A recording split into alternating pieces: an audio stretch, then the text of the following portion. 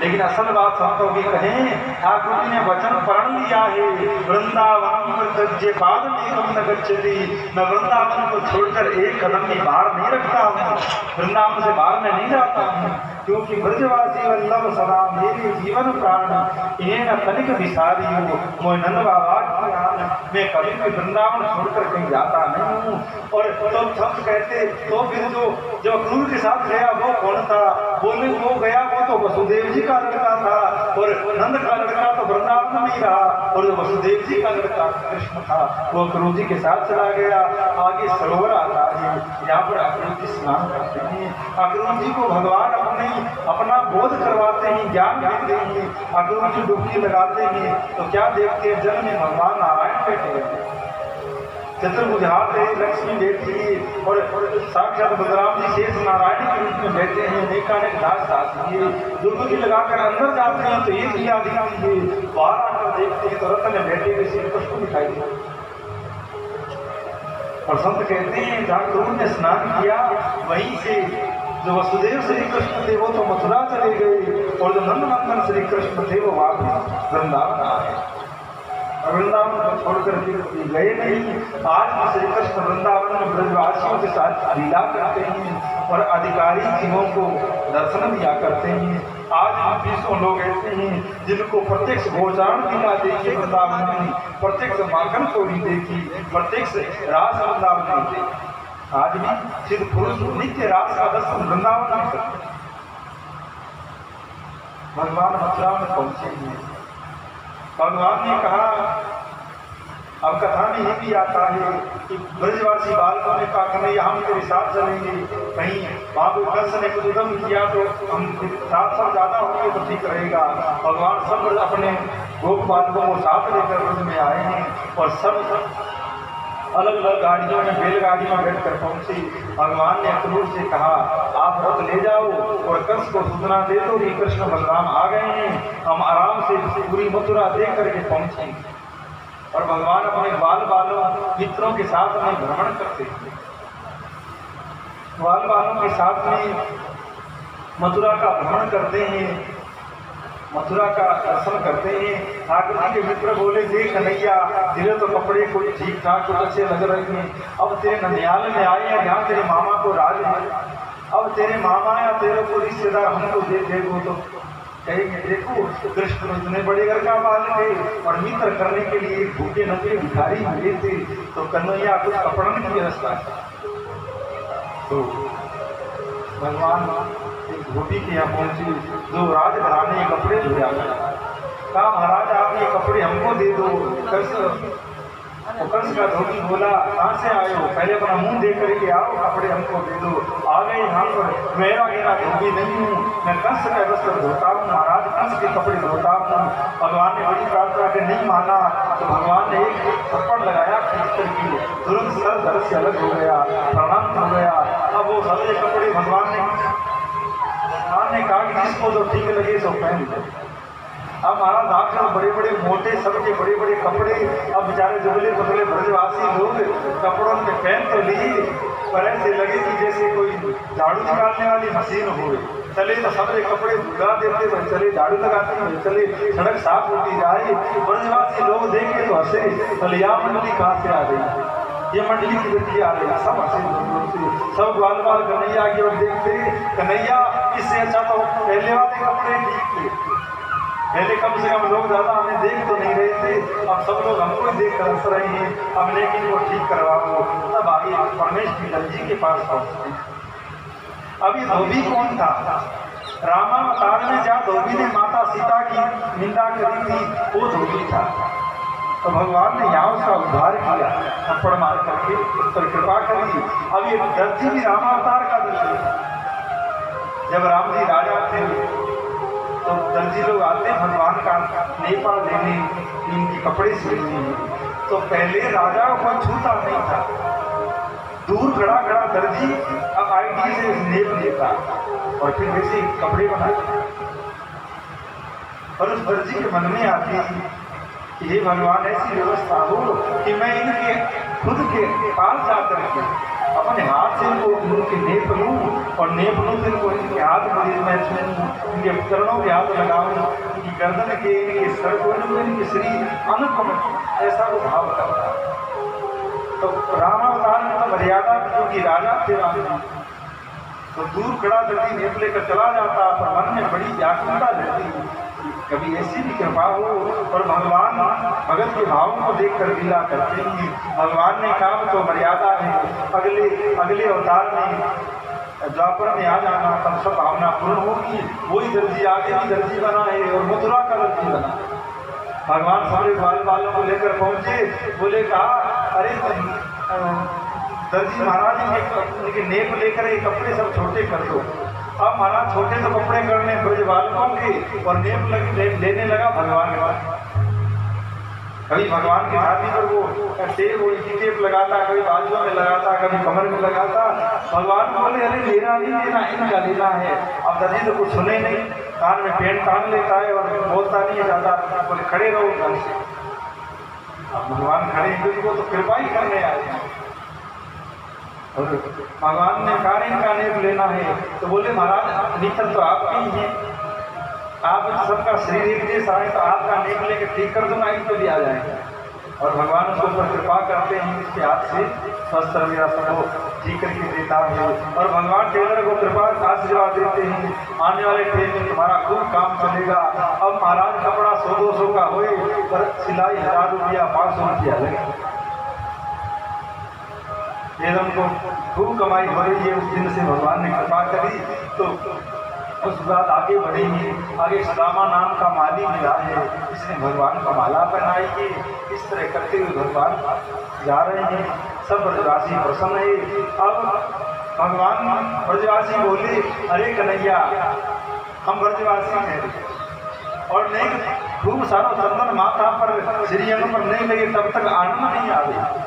तो कब ये कपड़े की व्यवस्था तो हो गई और सुदामा वाली ने हार भी पहना दी और माला भी पहना दी, अब कभी चंदन की व्यवस्था हो जाए। इतने में क्या देखते हैं, एक बाकी टेढ़ी स्त्री कुबड़ी हाथ में चंदन का बर्तन लेकर के जा रही है।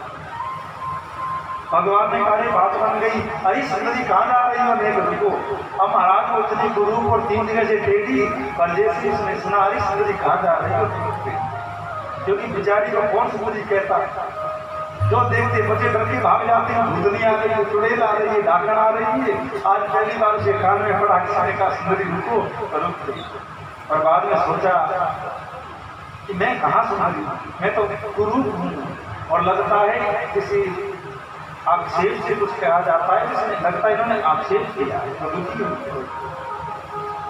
पर भगवान की वाणी इतनी मधुर थी कि वो चल नहीं पाई नहीं। भगवान पास में आए, अरे सुंदरी इतनी उतावली से कहाँ जा रही है, तो ऊपर नहीं नजर उठाई है। बोली तुम मुझे जानते नहीं हो, मैं कंस के दरबार की दासी हूँ और उसके दरबार में चंदन लगाने जा रही हूँ। अगर तुम्हारी खबर कंस को कर दी नहीं तो तुम्हारा पता नहीं लगेगा। भगवान ने कहा नाराज क्यों होती है, सुंदरी तो कहा है, पर भगवान बोल रहे थे इतनी मधुर वाणी भगवान की। कुबरी चाहती है चलना में मैं जल्दी चली जाऊँ, कौन इनके मुँह लगी किशोरे थोड़ी लोगों की, पर जा नहीं पा रही थी। और उसने देखा नहीं तो भगवान की मन में सोची इतनी सुंदर जिनकी मधुर आवाज है, नहीं थोड़ा देखो तो सही।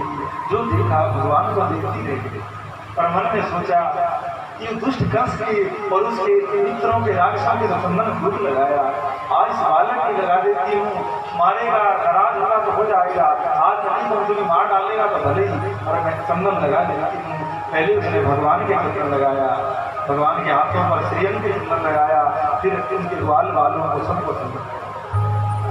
तो ब्रजवासी मजाक करने लगे, बोले कन्हैया बड़े बड़े राक्षस आए तेने वो तेरे को देर खिलाने आए, मारने आए, उनको मार करके ब्रह्मलोक दे दिया, किसी को गोलोक दे दिया, अब या तो का दे दो। तो भगवान ने अपना चरण वाके चरण पर और एक हाथ से उसको हाथ पकड़ लिया अब थोड़ी नाराज हुई कि महाराज आपने मुझे कुछ कहा तो मैंने सहन किया, अब तो हद हो गई, हमारे मेरे हाथ पकड़ ली हो बड़े बाजार में, भगवान ने आपके चरण से चरण दबायो, हाथ पकड़ियो और एक हाथ छोटी से लगाकर मुझे झटका दियो, तो महाराज तो 3 जगह से टेढ़ी वो एकदम सीधी है गई और सुंदर रूप प्रकट हुई। अपनी और देखा तो कंचन काया निर्मल सिर हुआ, भगवान को प्रणाम करते हुए महाराज आपकी बड़ी कृपा हुई, अब ये तन की सेवा आपने इस गुरुपा गुंटा को सुंदर दे दी है, हर शरीर दिया है, तो इस शरीर की सेवा भी आपने दी। भगवान ने अगर आपको स्वस्थ शरीर दिया है तो शरीर से भगवान की सेवा करो, भगवान के मंदिर में जाकर के सेवा करो। तो उसने कहा महाराज आप मेरी सेवा स्वीकार करें। भगवान ने कहा अभी तो हम थोड़ा जल्दबाजी आएंगे, फिर कभी आएंगे। इस तरह कुबड़ी वापिस चली गई। अब ये कुबड़ी कौन? रामावतार में जो शूर्पणखा थी वही है कुबड़ी। सुख देखो, भगवान कहते कि मेरे से भाव करो, चाहे आपका भाव कैसा ही। अब शूर्पणखा आई, भगवान से भाव उसने सही नहीं किया और उसका भाव स्थिर भी नहीं था। भगवान ने कहा लक्ष्मण से ब्याह करके तो घर चली गई और लक्ष्मण ने कहा कि अरे हम रघुवंश के बालक हैं, हमारे 10-15 विवाह कर सकते हैं, हम राजा की संतान है। तो राम जी को कहो एक जो 2-4 और आई तो बोना, आपके बाप 703 लिए बैठे हैं, 2-4 आप हो जाएगी तो क्या? दशरथ की रानियां। तो कुबड़ी का शूर्पणखा का भाव भी स्थिर नहीं था और भगवान जुड़ा भगवान से था। तो इसलिए भगवान ने कहा आपको मर्यादा है, नाक कान कटाओ और जाओ, लेकिन जब द्वापर में आऊंगा तो कृपा करूंगा। अब यह वर्षा वृंदावन में क्यों नहीं करूंगी? क्योंकि इसने सीता जी को खाने का विचार किया था। बोले यही सबरी जड़ है। राम कहता है मेरा विवाह हो गया, इसके साथ खा ले, इसको खा जाऊंगी तो फिर गद्दी खाली हो जाएगी तो मैं बैठ जाऊंगी। तो सीता जी का प्रति खूब भाव किया, तो इसका जन्म ब्रज में नहीं हुआ। तो भगवान की कृपा रही तो ये मथुरा में कुबड़ी बन करके आई और भगवान ने अवतार किया। इसके बाद में भगवान आगे बढ़े। एक भगवान शिव का मंदिर है जिसके अंदर एक बहुत बड़ा धनुष रखा हुआ है। उस धनुष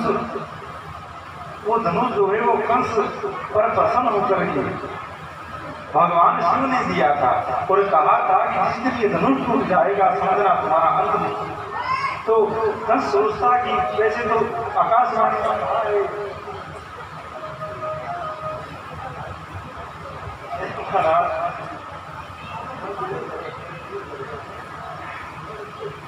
अब जो जैसा प्रसन्न हो वैसी झांकी हो तो कुछ आनंद आए। अब प्रसन्न तो काऊ को चल रहे और थोड़ी देर करो लागी आज तो चल गई। तो भगवान धनुष के यहाँ पहुंचे हैं और मौन रखो। तो कंस ने उस धनुष की सुरक्षा के लिए खूब सारे पहरेदार बिठा रखे हैं और किसी को पास जाने की आज्ञा नहीं थी। भगवान मथुरा को देखते हुए उस मंदिर में पहुंचे। एक पुजारी खड़े हुए, पुजारी ने देसी भगवान को देखता रह गया। भगवान ने कहा पंडित जी महाराज सीताराम। पंडित जी ने कहा हाँ सीताराम राधे श्याम। तो बोले महाराज हम धनुष के दर्शन करना चाहते हैं। बोले करो दर्शन करने की कोई मनाही नहीं है। तो भगवान दर्शन कर रहे हैं। बोले महाराज दर्शन तो कर लीजिए, अब मुझे मन होता है थोड़ा छू करके देखें। बोले ना भाई छूने की आज्ञा नहीं है, ये पहरेदार इसलिए खड़े कि कोई धनुष के पास ना आ जाए। भगवान ने थोड़ा सा हंसकर कहा अरे महाराज आप तो पुजारी हैं और पुजारियों के पास बड़ा अधिकार होता है, पुजारी चाहे उसको मंदिर के अंदर घुसा सकता है, आप कह दो आ जाओ।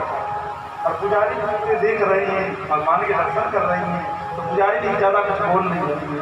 भगवान पास में गए तो हाथ लगा के देख रहे हैं। पुजारी जी को देखा, महाराज थोड़ा उठा करके देख ले। पुजारी से सोच में पड़ा, अरे महाराज उठाओ तो नहीं, कहीं टूट गया तो समस्या हो जाएगी। बोलने आराम से देख ले। पुजारी का चलो देख लो। इतने भगवान ने जैसे उठाया तो धनुष टूट गया और जो धनुष टूटा तो बड़ी कड़कड़ाहट हुई, आवाज हुई, कंस के कान तक आवाज पहुंची। कंस ने कहा क्या हुआ? बोले महाराज धनुष टूट गया। और कंस जान गया कि अब मेरी मौत निश्चित है।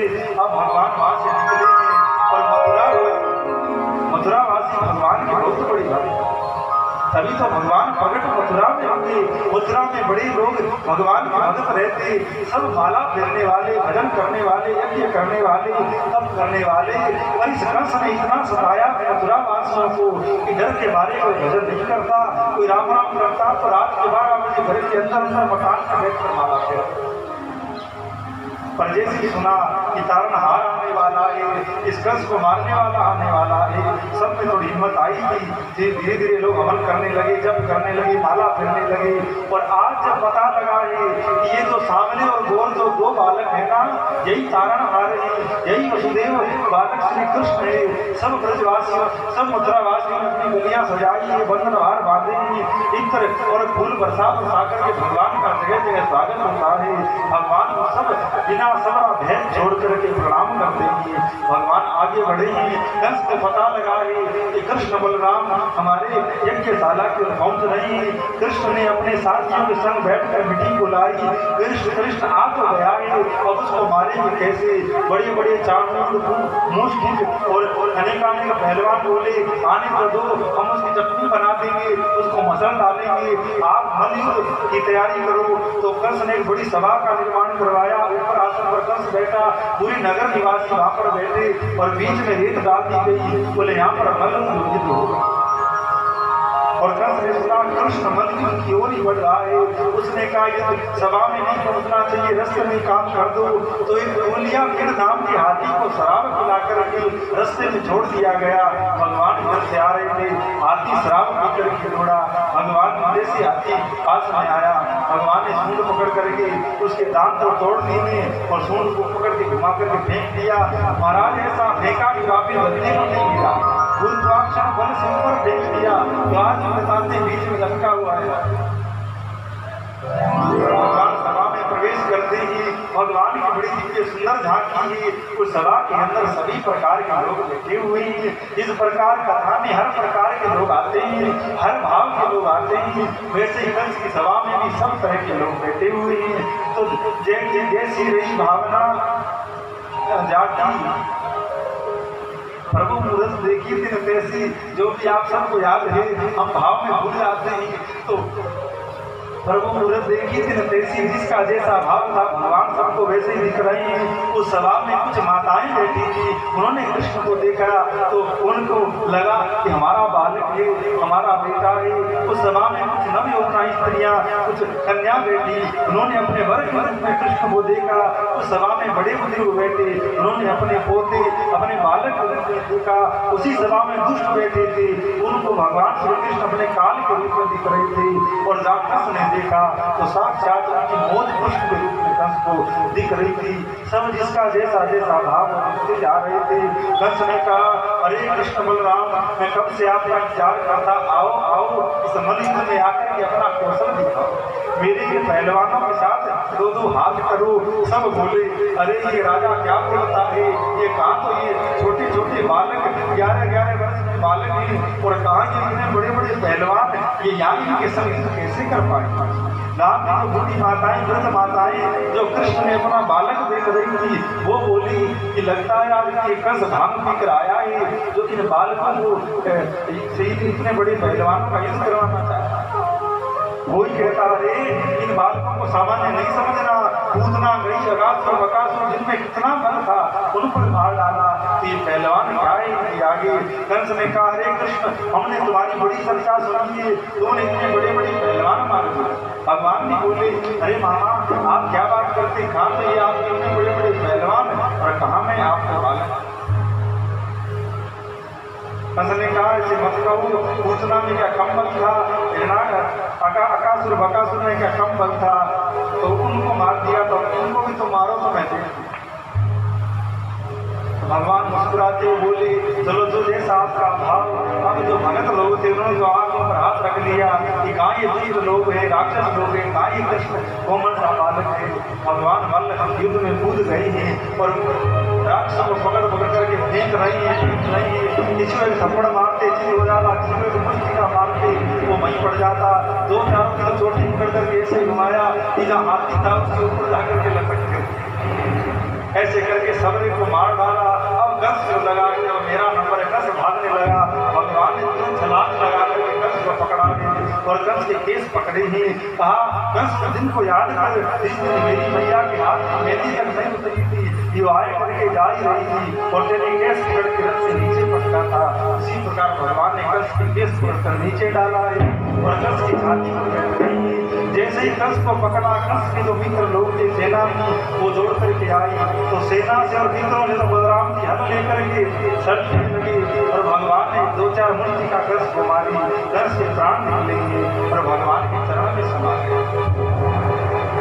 सब पूरी मथुरा में तारनहार की जय हो, वसुदेव श्री कृष्ण की जय हो, भगवान श्री कृष्ण की जय हो, सब जय जयकार करने लगे। अब भगवान वहां से चल करके तारनहार में आएंगे, जहाँ पर देव जी और वसुदेव जी बंदी बनेंगे। श्री कृष्ण ने माता देवी को प्रणाम किया है, वसुदेव जी को प्रणाम किया है और देव की माँ ने बालक को जन्म देते समय देखा था और बाद में वसुदेव जी ले गई थी। आज भगवान 11 वर्ष और कुछ दिनों की ही देव की पहली बार अपने बालक को देख रही है।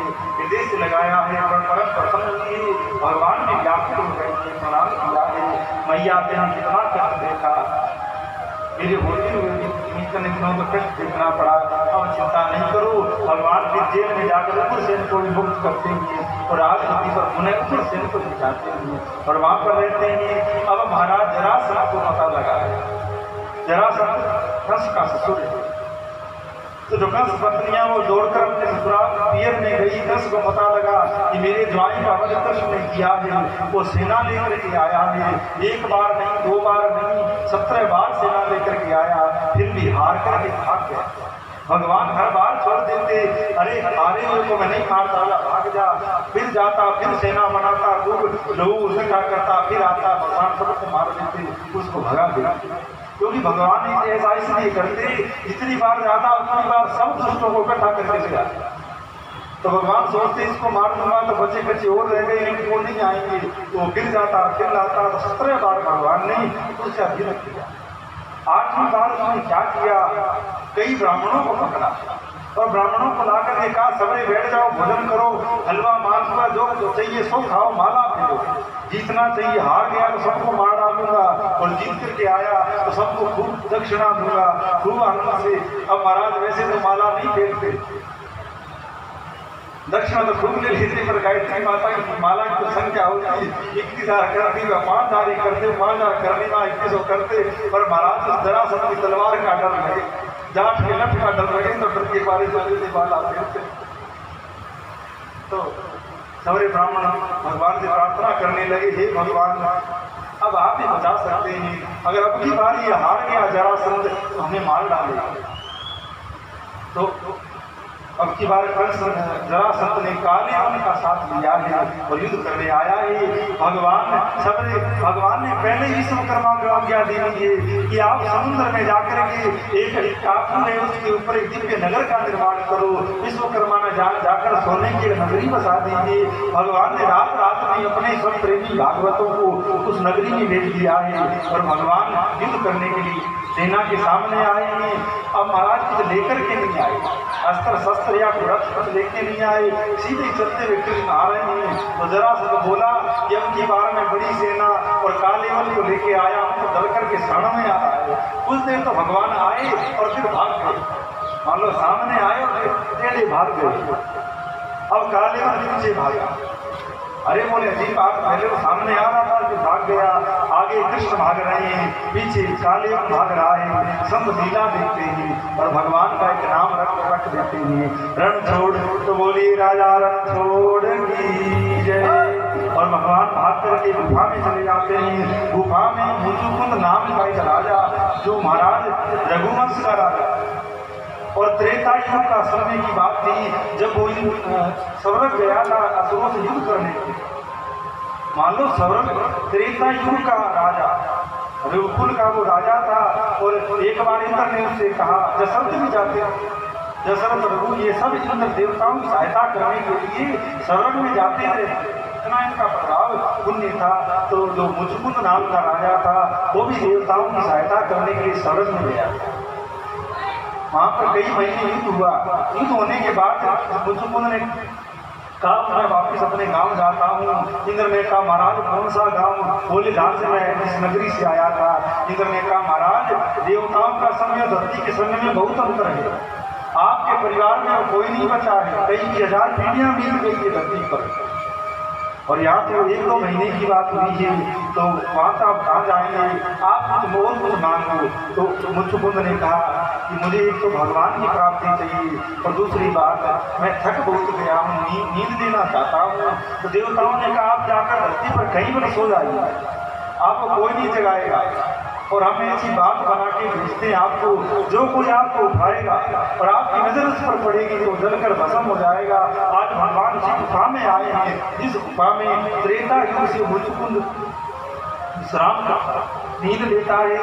भगवान का जो पीताम्बर था भगवान ने सोए हुए मुचुकुंद ऊपर डाल दिया है, और भगवान के गुफा में छुप गए हैं। पीछे कालेवन आया है। कालेवन भी कोई सामान्य नहीं था, इसके पास में बड़े बड़े भगवान थे। बोले तो कालेवन को कोई मारेगा नहीं, मारेगा वो स्वयं मर जाएगा, इसीलिए वरदान से वरदान को काटा जा सकता है। तो भगवान ने सोचा कि मुचुकुंद के द्वारा ही इसका कल्याण करवाया जाए। तो जैसे ही कालेवन आया उसने देखा अरे कैसा मूर्ख आदमी, आगे भागा और आकर सो गया।